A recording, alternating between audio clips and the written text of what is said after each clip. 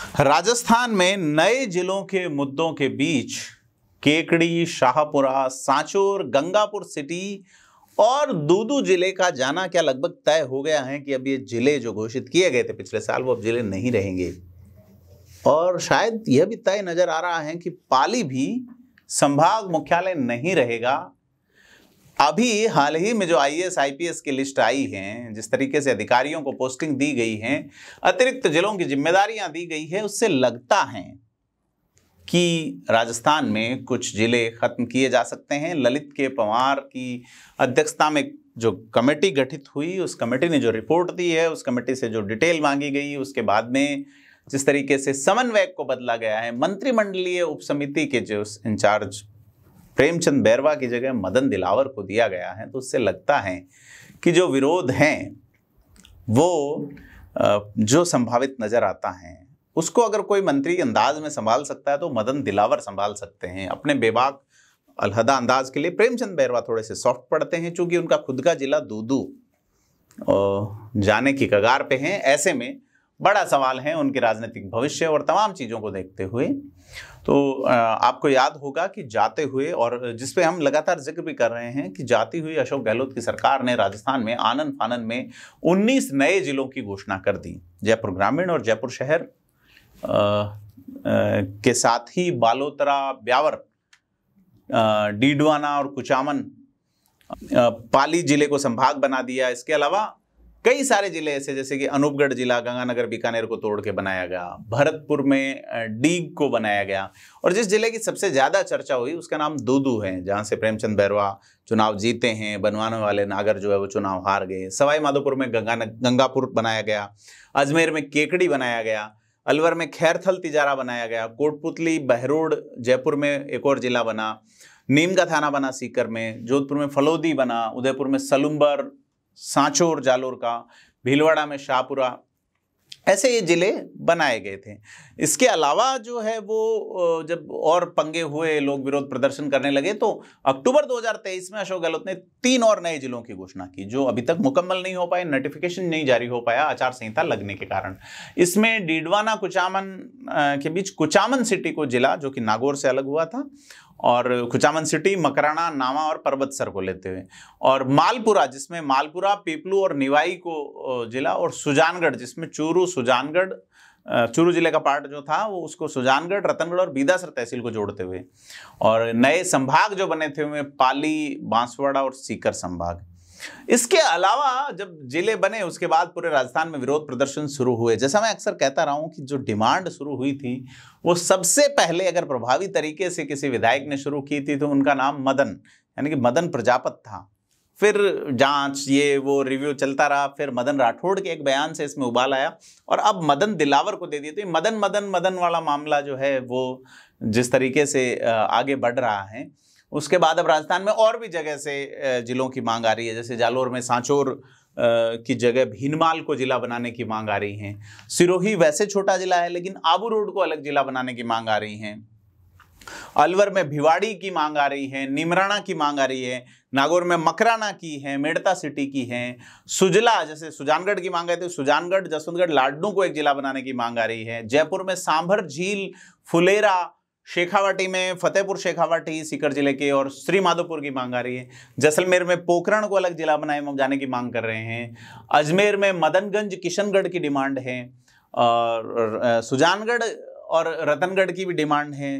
गंगानगर में सूरतगढ़ जिले की डिमांड है। हनुमानगढ़ में नौहर, भादरा, अलग अलग जिले डिमांड किए जा रहे हैं। बीकानेर में एक और जिले नोखा की डिमांड है। कोटा में रामगंज मंडी की है। बारां में छबड़ा की है। झालावाड़ में भिवानी मंडी की है।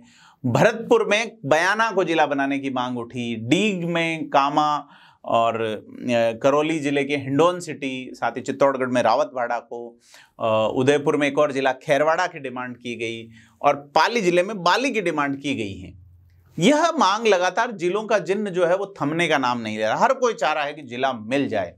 अब क्या राजस्थान में 50 जिले रहेंगे, यह बड़ा एक सवाल चर्चा में चला। तो भजनलाल सरकार ने कमेटी का गठन किया और उससे पहले एक मंत्रिमंडलीय उपसमिति बनाई। उसका चेयरमैन जो बनाया गया वो प्रेमचंद बैरवा को बनाया गया उप मुख्यमंत्री, और उसमें उद्योग मंत्री, राजस्व मंत्री समेत तमाम अधिकारियों, तमाम कैबिनेट स्तर के नेताओं को लिया गया और फिर एक रिटायर्ड आईएएस ललित के पंवार के नेतृत्व में एक समिति का गठन किया गया और उस प्रशासनिक समिति ने पूरे राजस्थान में दौरा किया, अपनी रिपोर्ट सौंपी।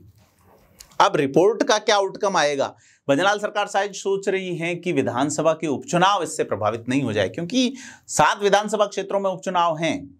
हालांकि जिले वाला टच बहुत कम जगह प्रभावी हो रहा है इस उपचुनाव में, लेकिन अगर कांग्रेस इसे मुद्दा बना लेती है, कांग्रेस अगर बेहतर प्रशासनिक या एडमिनिस्ट्रेटिव मैनेजमेंट की बात कहते हुए अगर इसे मुद्दा बनाती है, तो भाजपा के लिए फिर ये थोड़ी अलग तरह की चीज होंगी। तो भाजपा इससे पार पाने की कोशिश कर रही है।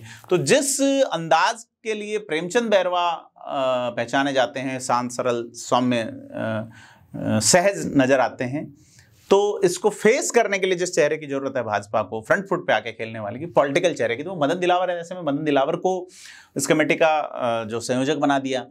अब एक बात यह भी है कि दूदू जिले का जो कि 2.25 लाख जिसकी आबादी है, वहां उस जिले की जरूरत नहीं महसूस की जा रही, ग्राम पंचायत को जिला बना दिया।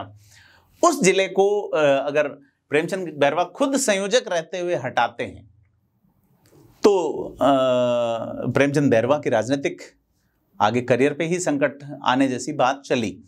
और साथ ही कुछ लोग जो आपका जिला ही उस कतार में है और आप खुद उस कमेटी के संयोजक है, तो फिर न्याय कैसे होगा, यह भी बात कहते रहे, न्याय के नैसर्गिक सिद्धांत की बात कहते हुए, खास करके टीकाराम जूली ने यह बात कही।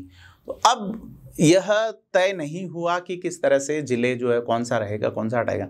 लेकिन अभी जो आईएएस अधिकारियों की, आईपीएस अधिकारियों की लिस्ट आई है, उसको अगर देखें, इससे पहले मैं जिक्र कर चुका कि दूदू कलेक्टर पहले अलग लगे थे, लेकिन जैसे ही जितेंद्र सोनी को चार्ज दिया गया है, जयपुर ग्रामीण, जयपुर शहर और दूदू, जो पहले यही इलाका था, जयपुर कलेक्टर का एरिया था, उससे लगता है कि ये जिला गया। यहाँ पुलिस अधीक्षक भी नहीं लगे।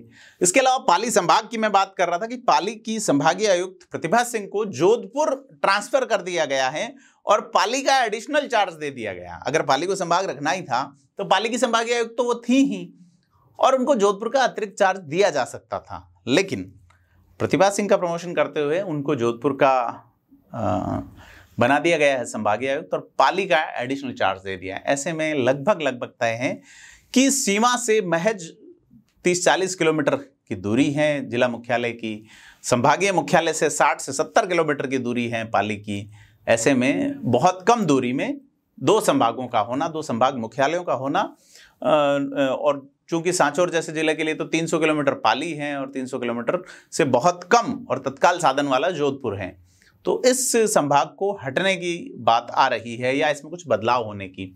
इसके अलावा सांचौर का मैं जिक्र कर रहा था, तो सांचौर के एसपी को हटा के बालोतरा लगा दिया गया है और सांचौर के पुलिस जिले का चार्ज जालोर पुलिस अधीक्षक को दे दिया है। तो इससे भी क्लियर होता है कि सांचौर में अब जो है वो जिले को लेके सिस्टम बदल सकता है।